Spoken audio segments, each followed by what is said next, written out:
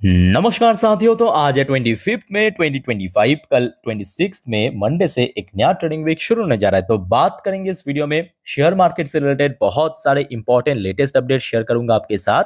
उसके साथ साथ ग्लोबल मार्केट का हालचाल, एफएसडीएस का डेटा और most important part next day market analysis. तो रिक्वेस्ट करूंगा आप सभी को प्लीज वीडियो को बिना स्किप के पूरा अंत तक जरूर देखना, और खास करके इस वीडियो के आखिरी 4-5 मिनट में जब हम बाजार को एनालाइज करेंगे, समझने की कोशिश करेंगे कि कल यानी सोमवार बाजार किस तरफ जा सकता है, उसको तो कतई ही मिस मत करना। ओके, तो आइए सबसे पहले चेकआउट करते हैं आज हमारे मार्केट एनालिस्ट ने क्या स्टेटमेंट दिया। कल यानी 26 तारीख बाजार किस तरफ जाएगा। दोस्तों आज इस टॉपिक को कवर किया बजाज ब्रोकिंग की तरफ से एक मार्केट एनालिस्ट ने। अब क्योंकि देखिए लास्ट ट्रेडिंग सेशन पे बाजार में एक सॉलिड रेंज बाउंड मूवमेंट हमें देखने को मिला, तो उस हिसाब से अभी जो सपोर्ट लेवल इन्होंने मेंशन किया 24,400 से लेके 24,500, जो कि लास्ट वीक में हमने देखा थर्सडे के दिन, याद कीजिए जब नीचे की तरफ ड्रॉप हुआ था, लगभग इसी लेवल के आसपास सपोर्ट मिल गया था। तो इस लेवल को सपोर्ट के रूप में पॉइंट आउट किया। इसके अलावा देखिए एक कंसोलिडेशन रेंज इन्होंने मेंशन किया। ये देखिए रेंज मेंशन किया, नीचे की तरफ लिमिट 24,400 से लेके ऊपर की तरफ लिमिट 25,200, जबकि लास्ट वीक की मे भी सोम या तो मंगलवार ऊपर की तरफ जो इंटरडे हाई टच किया था वो था आपका 25,100 के ऊपर। तो जिस पर्पस 25,200 को यहां पे अपर लिमिट मेंशन किया और लोअर लिमिट मेंशन किया 24,400 को। ठीक है, वैसे दोस्तों आप लोगों का क्या विचार है, कल यानी सोमवार बाजार किस तरफ जाएगा? जो भी आपको लगता है प्लीज कमेंट करके शेयर कीजिए। अच्छा, सेम टॉपिक को कवर किया मनी कंट्रोल की तरफ से दूसरे एक और एनालिस्ट ने बाजार के बारे में अपना एक विचार रखा, पॉइंट ऑफ व्यू रखा, टेक्निकल व्यू। देखिए बुल स्टेज शार्प कमबैक जो कि लास्ट डे देखने को मिला था। निफ्टी में टारगेट 25,116 इफ 24,850 होल्ड, जहां पे लास्ट डे क्लोजिंग दिया था, इस लेवल को अगर सक्सेसफुली होल्ड कर लिया तो इन एनालिस्ट के हिसाब से ऊपर की तरफ 25,116 पॉइंट तक पहुंच सकता है। ये दोस्तों वही सोमवार की इंटरडे हाई है। ओके, अच्छा इसके साथ साथ नीचे की तरफ कुछ रेंज मेंशन किया, जैसे कि रेजिस्टेंस रेंज मेंशन किया 25,000 को और सपोर्ट रेंज मेंशन किया 24,500 को। फिलहाल दोस्तों इस टॉपिक को इस वीडियो की आखिरी 4-5 मिनट में हम अच्छे से एनालाइज करेंगे, कवर करेंगे, देखते जाइए। बट उसके पहले आज दोस्तों बहुत सारे important report, economical data, latest update आया जो कि आपके साथ मैं शेयर करना चाहूंगा। आप लोग भी जरा पेशेंसली स्टेप बाय स्टेप करके देखते जाइए। सबसे पहली बात, फ्राइडे भारत की एक बहुत इंपॉर्टेंट इकोनॉमिकल डेटा, विदेशी मुद्रा भंडार यानी फॉरेक्स रिजर्व की डेटा आउट हुआ था। अनफॉर्चुनेटली इस बार भारत की फॉरेक्स रिजर्व में थोड़ा सा डिक्लाइन हमें देखने को मिला, लगभग 4.88 बिलियन डॉलर के आसपास ड्रॉप होके भारत के पास जो फॉरेक्स रिजर्व टोटल बचा है 685.73 बिलियन डॉलर के आसपास। दोस्तों मैं आपको थोड़ा सा रिमाइंड करने की कोशिश करता हूं, लास्ट वीक में ये दो इंपॉर्टेंट इकोनॉमिकल डेटा आउट हुआ था। नंबर वन, एक था आपके service PMI data, service PMI data जो कि प्रीवियस मंथ पे था 58.7, फोरकास्ट आया था मई की फर्स्ट वीक 58.3। एक्चुअल डेटा दोस्तों अमेजिंग अमेजिंग, फोरकास्ट को भी बीट किया, प्रीवियस मंथ को भी बीट किया 61.2। दूसरा जो मैन्युफैक्चरिंग पीएमआई, ये देखिए just a minute, manufacturing PMI previous month पे था 58.2, फोरकास्ट आया था 58, एक्चुअल डेटा आया है 58.3। तो मतलब भारत की जो कोर डेटा, यही चीज मैं आपको दिखा रहा था कि भारत की जो मैक्रो डेटा है ना वो पहले से काफी बेटर हो रहा है, और खास करके लास्ट 2 महीने आप देख लीजिए, 2 से 2.5 महीने। अब ये डेटा मैं आपको क्यों दिखा रहा हूं, बिकॉज नेक्स्ट वीक पे सबसे वाइटल कोई देश के लिए क्या हो सकता है, उसका इकोनॉमी, इकोनॉमी ग्रोथ रेट यानी gross domestic product, GDP data दोस्तों आउट होगा, जीडीपी डेटा। और इस बार आरबीआई की तरफ से फोरकास्ट तो काफी जबरदस्त रखा है। इस बार आरबीआई की तरफ से फोरकास्ट रखा है 6.7%। ओके, सो लास्ट क्वार्टर में हमने देखा था ये डेटा आउट हुआ था 6.2%। उसके पहले क्वार्टर 2 तो बहुत खराब था, 5.4% था। क्वार्टर 1 भी कुछ खास नहीं था, 6.7%। ठीक है, सो ये डेटा आपको मालूम पड़ेगा 30 मई 2025 को, मतलब नेक्स्ट वीक की शुक्रवार। सो दोस्तों मिस मत करना, अपडेट मैं आपको दे दूंगा, चैनल के साथ कनेक्टेड बस रहना, बस इतना ही मैं आपको कहूंगा। इसके अलावा भारत के बाहर यूनाइटेड स्टेट्स, यूएस का भी जीडीपी डेटा आउट होगा, बट सेकंड प्रेडिक्शन डेटा, वहां पे क्या होता है कि भारत की तरह एग्जैक्टली एक्चुअल डेटा आउट नहीं होता। एग्जैक्टली जो एक्चुअल डेटा उसको आउट करने से पहले 2 बार प्रेडिक्शन डेटा आउट होता है। अब जैसे कि आपको मालूम होगा कि यूएस की जो first prediction data last month पे आउट हुआ था वो दोस्तों बहुत खराब था, और उसमें साफ साफ देखा गया कि नेगेटिव में पहुंच गया, मतलब यूएस की जो इकोनॉमी है ना वो कॉन्ट्रैक्शन की फेज में पहुंच गया। इस बार आप देखिए जो फेडरल रिजर्व की तरफ से फोरकास्ट आया है -0.3%। तो एक्चुअल डेट आपको मालूम पड़ेगा 29 तारीख को। कब मालूम पड़ेगा? 29 मई 2025। तो मतलब 29 तारीख और 30 तारीख, बृहस्पतिवार शुक्रवार, बहुत वाइटल है। बृहस्पतिवार यूएस की डेटा आउट होगा और उसके बाद इंडिया का डेटा। अब जब बात हो ही रहा है दोस्तों इकोनॉमी की, जीडीपी की, तो आज एक बहुत बढ़िया रिपोर्ट आया है, बहुत बढ़िया रिपोर्ट। ये देखिए आज 25 तारीख का अपडेट है। नीति आयोग सीईओ की तरफ से कहा गया, ऑफिशियली अपडेट आ चुका है कि भारत ने अभी ऑफिशियली जापान को ओवरटेक कर चुका है इकोनॉमी के मामले में, और भारत बन चुका है दुनिया की चौथे बड़े इकोनॉमी ऑफिशियली।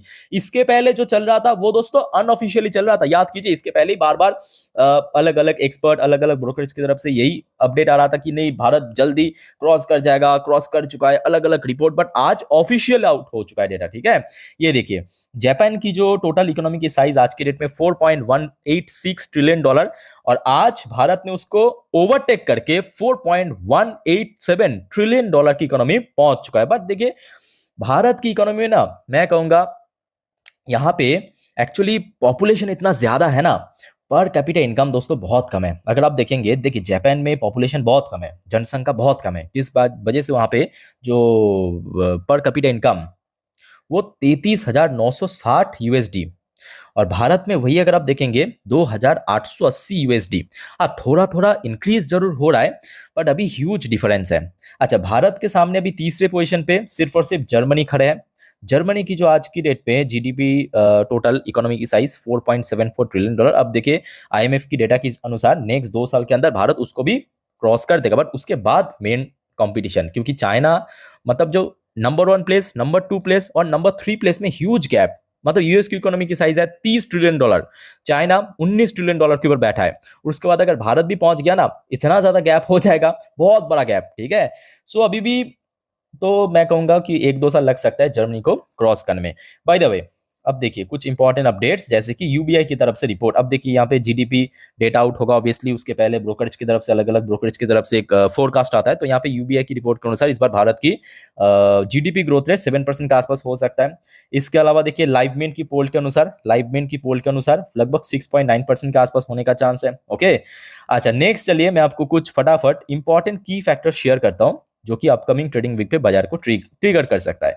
देखिए वैसे तो अगर देखा जाए 80% बड़े बड़े कंपनी की रिजल्ट आउट हो चुका है, बट स्टिल बहुत सारे अभी भी कंपनीज, कुछ ऑटो कंपनीज है रिजल्ट आना बाकी है। उनमें से कुछ तो निफ्टी 50 की पार्ट भी है, जैसे कि बजाज ऑटो याद रखना नेक्स्ट वीक पे अपना अर्निंग आउट करेगा। उसके अलावा अपोलो हॉस्पिटल हो गया, औरबिंदो फार्मास्यूटिकल, एलआईसी जैसे बड़े बड़े कंपनी रिजल्ट आउट करेंगे।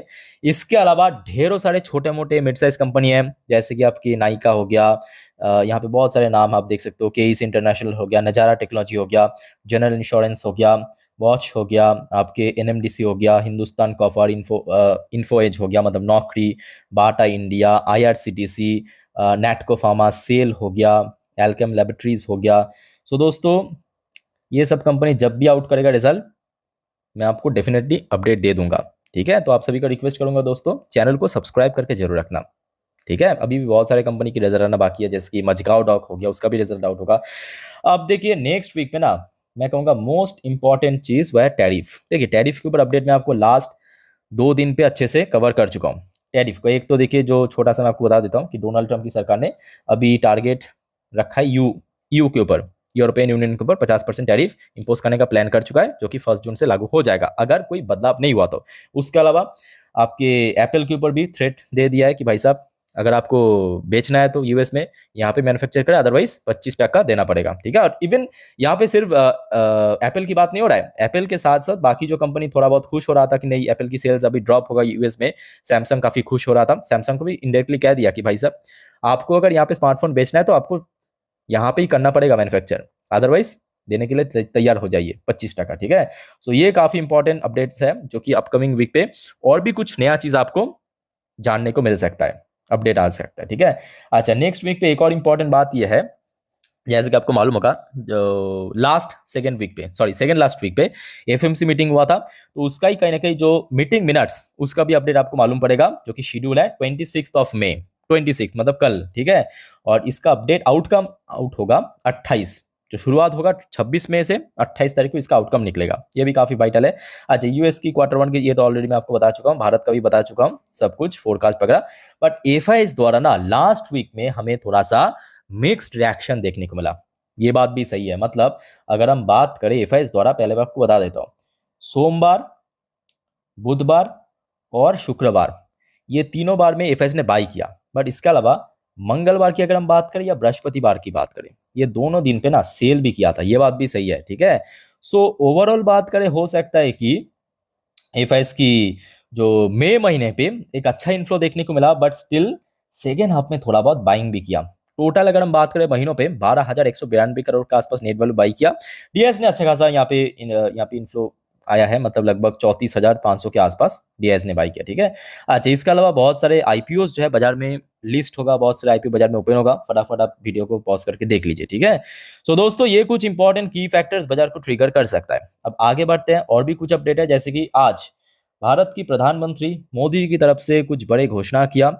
नेक्स्ट वीक पे गुजरात के अंदर ऑलमोस्ट 77,000 करोड़ की दोस्तों कुछ मेगा प्रोजेक्ट उद्घाटन हो गए हमारे मोदी जी द्वारा नेक्स्ट वीक पे, ठीक है। सो इसके ऊपर अपडेट लेते रहना, अलग अलग क्षेत्रों पे हो सकता है, क्योंकि 77,000 करोड़ की प्रोजेक्ट मतलब कोई पर्टिकुलर सेक्टर में नहीं होगा, अलग अलग क्षेत्रों में होगा, रेलवेज में हो सकता है, सड़क में हो सकता है, कोई पर्टिकुलर और सेगमेंट पे हो सकता है, ठीक है। अपडेट मैं आपको दे दूंगा, डोंट वरी।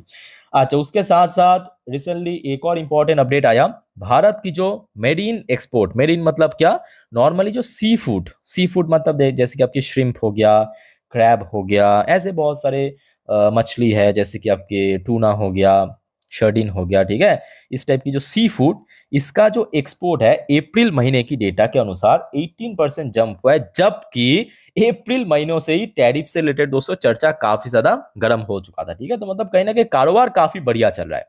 अच्छा, इसके अलावा देखिए, भारत की सबसे पक्के मित्रों जो है रशिया, दोनों मिलके एक बहुत फ्यूचरिस्टिक प्रोजेक्ट के ऊपर काम करने जा रहा है। ब्रह्मोस, देखिए ब्रह्मोस जो आज भारत या रशिया यूज करता है ना, वो सुपरसोनिक वर्जन है, सुपरसोनिक। पर ब्रह्मोस की जो एडवांस यानी हाइपरसोनिक, उससे भी एडवांस, उसके ऊपर दोस्तों प्रोडक्शन जल्दी शुरू करेगा दोनों ही देश, ठीक है। अच्छा, लास्ट एंड आखिरी अपडेट जो है जियोपॉलिटिक्स के ऊपर, देखिए इलन मस्क, हमने देखा जब डोनाल्ड ट्रंप सत्ता में आए थे, गद्दी में बैठे थे, तो इलन मस्क भी काफी उछल कूद कर रहा था, काफी वीडियोस भी काफी वायरल हुए थे, है ना। अब इलन मस्क देख रहे कि भाई साहब, मैं तो पिट गया, मेरे कंपनी पिट गया बुरी तरह, तो क्यों ना हम थोड़ा सा पीछे आ जाए पॉलिटिक्स से, पॉलिटिक्स मेरे बस की बात नहीं है, ये समझ गया। अब देखिए इंटेलिजेंट बंदा है, तो जल्दी समझ जाता है। कोई अगर दूसरा होता तो और दो तीन साल वेस्ट कर लेते, तो यहाँ पे तुरंत ही पीछे हट लिया। देखिए आज का एकदम latest update, Elon Musk to step back from politics, refocus on, अभी कंपनी को फोकस करना चाहते हैं कि refocus on Tesla, SpaceX हो गया, एक्स एआई हो गया, इसके ऊपर फोकस करना चाहिए। मैं कहूंगा एक बहुत ही स्मार्ट डिसीजन इलन मस्क द्वारा। अच्छा, आगे बढ़ते हैं दोस्तों, कुछ और अपडेट्स है, जैसे कि लास्ट डे यूएस मार्केट में क्लोजिंग काफी खराब था। चाहे डॉ जोन्स की बात करें, काफी स्ट्रगल किया था, नेगेटिव में क्लोजिंग, नैस्डैक भी ऑलमोस्ट 1% गिरा था। यूएस की 10 साल की बॉन्ड डील में स्टिल थोड़ा सा वीकनेसेस देखने को मिला, जो कि बाकी करेंसी के लिए अच्छी बात है। क्रूड ऑयल की प्राइस लास्ट वीक में काफी हद तक स्टेबल था। अच्छा, इंडियन करेंसी की वैल्यूएशन में एक स्टेबिलिटी लास्ट वीक में देखने को मिला, बट हाँ वैल्यूएशन थोड़ा इंक्रीज भी हुआ था, वैल्यूएशन जो है लास्ट डे काफी इंक्रीज भी हुआ था। अच्छा, बाकी कुछ इंडियन कंपनी की थोड़ा सा पोजीशन देख लेते हैं, जैसे कि Wipro limited adhere version closing दिया था 0.35% ऊपर, इन्फोसिस की एडियर वर्शन क्लोजिंग दिया था 0.39% ऊपर।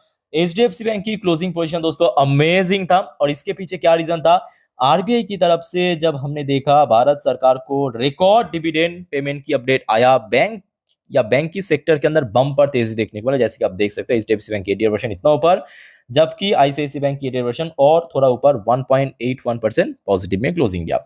और जिसके चलते जब यूएस मार्केट ओपन हुआ था, तब हमने देखा था गिफ्ट निफ्टी की पोजीशन था लगभग 24,800 के रेंज पे। उसके बाद आप देखिए क्लोजिंग दिया gift Nifty at night 24,883 point पे, मतलब निफ्टी 50 जहां पे क्लोजिंग दिया, वहां से लगभग 30 पॉइंट ऊपर। अब मेरे हिसाब से ये 30 पॉइंट भी बहुत बढ़िया है। क्यों बढ़िया है? क्योंकि दोस्तों ये जो फ्यूचर आपको मैं दिखा रहा हूँ गिफ्ट निफ्टी की, ये मई महीने की फ्यूचर है जो कि नेक्स्ट वीक पे एक्सपायर करेगा। तो मतलब प्रीमियम जो है ना के बराबर। तो उस हिसाब से भी अगर हम बात करें तो दोस्तों क्लोजिंग बहुत अच्छा हुआ था। ठीक है, अच्छा बाकी बात करें, देखिए आज मिडिल ईस्ट की तरफ से ऐसा कोई नया अपडेट नहीं है। बाकी TA-35 यानी इजरायली टॉप इंडेक्स, जैसे कि आपको मालूम होगा संडे से ही ओपन हो जाता है, वहां पे संडे से थर्सडे तक ट्रेडिंग सेशन चलता है। ठीक है, सो TA-35 में आज क्लोजिंग काफी बढ़िया हुआ, 0.31% ऊपर। सो दोस्तों कल मार्केट से रिलेटेड जितने भी वाइटल अपडेट था आपके साथ मैं शेयर कर चुका। चलिए मैं आपको मार्केट एनालिसिस वाला पार्ट के ऊपर लेके चलता हूँ। तो दोस्तों अभी आपके सामने मैं ओपन कर लिया निफ्टी 50 की लास्ट 3 महीने की कैंडलस्टिक चार्ट पैटर्न। देखते हैं अलग अलग पोजिशनल वाइज, अलग अलग रेंज एंड सपोर्ट। बट उसके पहले दोस्तों आप सभी को एक छोटा सा रिक्वेस्ट करूंगा, अगर आपको वीडियो अभी तक अच्छा लगा, इन्फॉर्मेटिव लगा, प्लीज दोस्तों वीडियो को लाइक करना और प्लीज चैनल को सब्सक्राइब करके जरूर रखना इस टाइप की इन्फॉर्मेटिव वीडियो हर रोज पाने के लिए। देखिए आप लोग अगर सब्सक्राइब नहीं करेंगे तो मैं जब वीडियो अपलोड करूँ किस तरह से आपको मालूम पड़ेगा, है ना? मैं तो अपलोड करके निकल जाऊंगा, बट आपके पास तो नोटिफिकेशन पहुंचना चाहिए, तो सब्सक्राइब करना दोस्तों जरूरी है। ओके, सो दोस्तों कल सुबह सुबह जब भारतीय बाजार ओपन होगा उसके पहले देखिए यूएस की फ्यूचर यानी डॉ जोन्स एंड नैस्डैक की फ्यूचर ओपन हो जाता है, जैसे कि आपको मालूम है। तो उसको बस ट्रैक कर लेना गूगल में सर्च करके भी।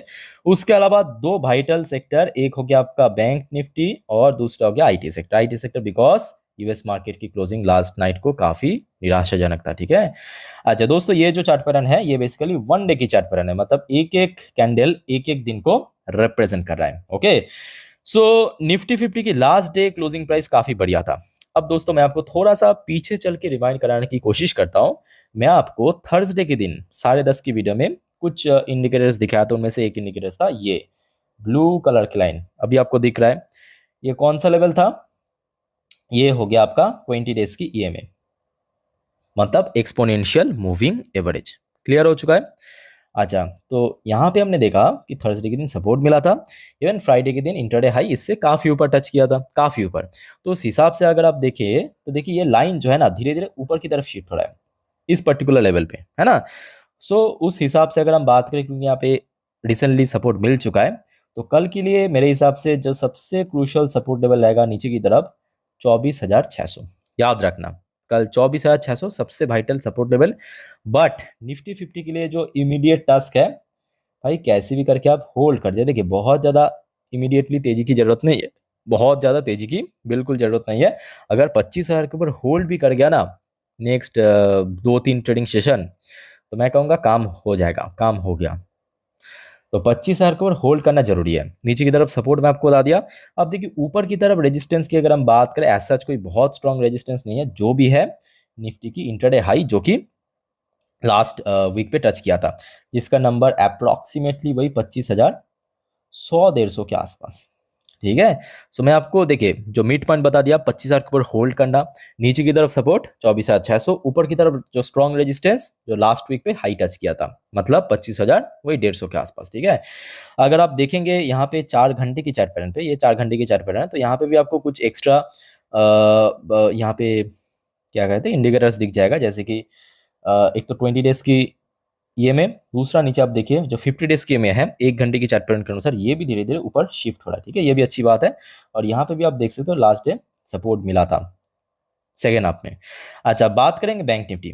बैंक निफ्टी के लिए भी लास्ट ट्रेडिंग सेशन बहुत बढ़िया था। बहुत बढ़िया किस लिए था? एक तो देखिए थर्सडे बृहस्पतिवार बैंक निफ्टी थोड़ा नीचे आ गया था। ये छोटू सा कैंडल आप देख सकते हो जहाँ पे मैं स्क्वायर किया, सॉरी रेक्टेंगल किया।